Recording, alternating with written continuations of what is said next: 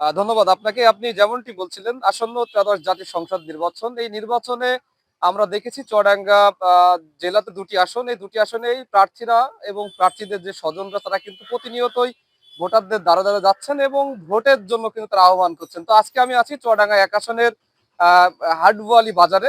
আমাদের সাথে আসলে আমরা দেখেছি সকাল থেকে চুয়াডাঙ্গা ১ আসনের বাংলাদেশ জাতীয়তাবাদী দল বিএনপির জেলার সাধারণ সম্পাদক শরীফুজ্জামান শরীফের বড় ভাই বিশিষ্ট ব্যবসায়ী সিআইপি শাহিদুজ্জামান টরিক সকাল থেকে দিনরাত কিন্তু এই নির্বাচনী প্রচার প্রচারণা করছেন, ব্যবসায়ী এবং সাধারণ মানুষের সাথে কথা বলছেন এবং তাদের সাথে কথা বলছেন, তাদের যে আশ্বাস দিচ্ছেন তিনি আসলে একজন ব্যবসায়ী হয়েও যে সাধারণ মানুষের পাশে আসছেন সেটা কিন্তু আসলেই এই অঞ্চলের মানুষ কিন্তু আগে কখনো দেখেনি। তো আমরা আজকে কথা বলবো তিনার সাথে আসলে শত ব্যস্ততার মাঝখানেও এই নির্বাচন নিয়ে তিনি কি ভাবছেন, আসলে এই নির্বাচনে তিনি আসলে কি মেসেজ দিচ্ছেন এবং সাধারণ ভোটারদের থেকে তিনি কি পাচ্ছেন।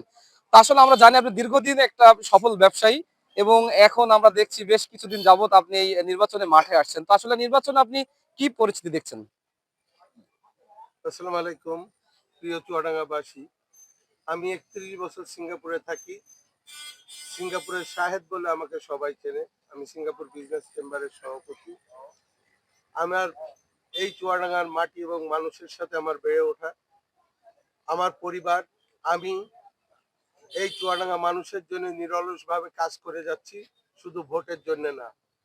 দীর্ঘদিন আগে থেকে আমার পিতা যে মাদ্রাসা এখানে তৈরি করেছেন, খুলনা বিভাগের মধ্যে শ্রেষ্ঠ মাদ্রাসা, 18 জন স্ট্যান্ড করেছে। আমরা চুয়াডাঙ্গা শহরে 3 তারকা মানের একটি হোটেল তৈরি করেছি, যে হোটেলের সমস্ত ইনকাম থেকে চ্যারিটি করা হয় এবং এই মাদ্রাসা পরিচালিত হয়। চুয়াডাঙ্গা থেকে একটি পয়সাও আমরা কোনোদিন কোথাও নিতে আসিনি, চুয়াডাঙ্গাকে আমরা দিতে এসেছি। আমার আরো ভালো লাগছে চুয়াডাঙ্গা মাটি মানুষের সাথে মিশে, তাদের ভালোবাসা পেয়ে ইনশাল্লাহ এই চুয়াডাঙ্গা ১ আসনে আমার ছোট ভাই শরীফুজ্জামান ধানের শীষ নিয়ে বিপুল ভোটে বিজয়ী হবে। এই চুয়াডাঙ্গার সেবা করার আরো যেন আমি সুযোগ পাই, এইটাই আল্লাহ সুবহানাহু তাআলার কাছে আমার চাওয়া। ধন্যবাদ।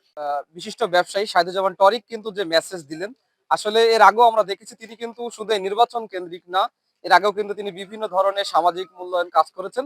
তো সব মিলিয়ে আসলে চুয়াডাঙ্গা যে নির্বাচন, এই নির্বাচনটা সবাই কিন্তু চাচ্ছেন যে সুষ্ঠু সুন্দর পরিবেশের মধ্যে সমাপ্ত হবে এবং প্রার্থীরাও কিন্তু সে ধরনের আশ্বাস দিচ্ছেন। তো সব মিলে এই ছিল আমার কাছ থেকে চুয়াডাঙ্গা ১ আসনের নির্বাচনের সর্বশেষ তথ্য।